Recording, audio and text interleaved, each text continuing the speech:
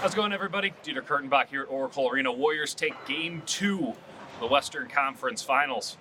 Boy, did they make it difficult, though. Warriors take this one 114-111. We got to go over some stuff with this game because there was some nonsense, some tomfoolery, and then also some blinding basketball in this contest, in the good way, of course. Let's talk about the final 4 minutes and 28 seconds. That's our first point tonight, because the Warriors were down by 8 points at that juncture in the fourth quarter. And they had a nice comeback up until that point. But when you spot the Blazers as many points as the Warriors had spotted the Blazers, when you go down 8 with about 4.5 to play, it doesn't feel all that awesome. It doesn't feel like this is going to be a game for the Golden State Warriors. And what do? They just found another gear like they seem to always do, and that's got to be so frustrating. If you are the Portland Trail Blazers, you come to Oracle Arena, you play what is effectively an A game. You change some stuff up. You make a ton of shots, some of which you probably had no business making. You come in here ready to steal one from the Warriors and make this series interesting. And what do the Warriors do? They just put the clamps on you, and then they take care of business on the offensive end. Final 4 minutes and 28 seconds of this game, the Warriors allowed one field goal.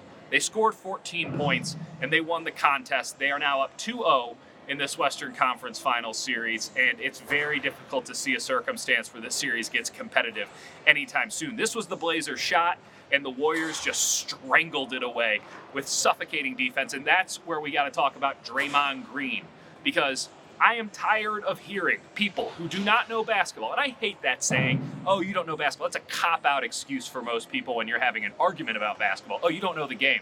But people who don't think that Draymond Green is one of the best players in the NBA do not know the game of basketball. And all you have to do is watch the final 4 minutes and 28 seconds of tonight's game to see the kind of impact Draymond Green can make. It doesn't even matter what happened on the stat sheet. And trust me, his stat sheet was spectacular tonight. I think he had 16 points and 5 blocks.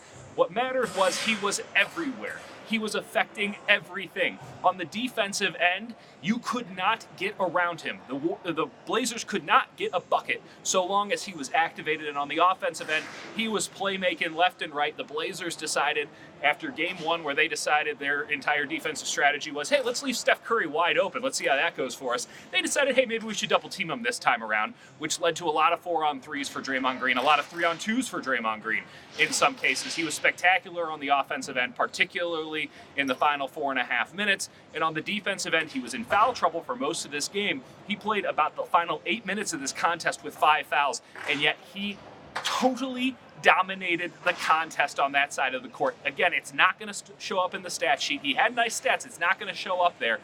Go and watch the tape. That is what defensive genius looks like. Draymond Green at the top of his game this postseason. It's about time we start recognizing him for the game changer that he is, because the Warriors are not in a position where they're 1-1 with these Portland Trail Blazers without Draymond Green playing his shorts off tonight. Second thing from this game, the Warriors came out very lax. Funny, we've never seen that before. It felt like a regular season game in Game 1. The Warriors came out and played it like it was a regular season game in Game 2. Just decided they'll get around to playing hard eventually, and the Blazers went up by 15 points going into halftime because they played hard and they wanted to prove a point, and they changed up some things on the defensive end, and the Warriors just decided to mess around. And this is what happens when you mess around against a team that I don't know if they should be in the Western Conference Finals per se. I think that was some weird bracketing, but they're in the third round of the playoffs. You can't just mess around against that team and hope that things are going to work out for you in the end. Mind you, they did, but nevertheless. Steve Kerr said that the Warriors stole this game. You cannot disagree with him. They stole this game because they have incredible players and a ton of experience. At the same time, the Blazers missed an opportunity to take advantage of what is going to probably be the worst effort the Warriors will give over the full 48 minutes. And the Warriors just simply cannot do this again and expect to win. That was a very narrow threading of the needle that they pulled off here tonight. We saw it a couple of times in the first round. Didn't work out all that great. That series goes 6, forces the Warriors into a tough position in the Western Conference semifinals against the Rockets. The Warriors cannot mess around like this anymore. because the NBA Finals are going to be tough. It doesn't matter if you're playing Toronto or you're playing Milwaukee. We all know the Warriors are going to win this series. It's just a matter of how many games it takes. The Warriors should sweep this series based on the disparity of talent, based on the disparity of experience, based on the fact that the Warriors, they're just straight up better. I mean, we saw that again tonight. But the Warriors, when they want to get in their own way, man, are they really good at messing stuff up for Golden State. They just cannot do this again. I do think that they might have learned their lesson, but how many times have I said that over the course of 90-something games this year? We will find out in Game 3 in Portland, because you know the Blazers are going to bring it for their fans on home court, and you know that bench players usually play better at home, and the Blazers could really use something from their bench in this series. Third thing, this is off the court, if you will. Kevin Durant might not show up for this series, and that has nothing to do with the fact that the Warriors could sweep the Portland Trail Blazers. His injury is not progressing in the most optimal manner, let's put it that way. It's a calf injury, it's finicky, you just don't know what you're getting with that. They say it's a mild strain, we haven't heard a grade yet. That's a little disconcerting. There is a very real chance, in fact, it's probable at this juncture, that Kevin Durant does not play in the Western Conference Finals, whether it goes 4 games or it goes 7 games. And there's no guarantee that should the Warriors advance, and they probably will, to the NBA Finals, that Kevin Durant's going to be there for them in Game 1, which, by the way, will be on the road because they didn't have as good of a record as Toronto or Milwaukee.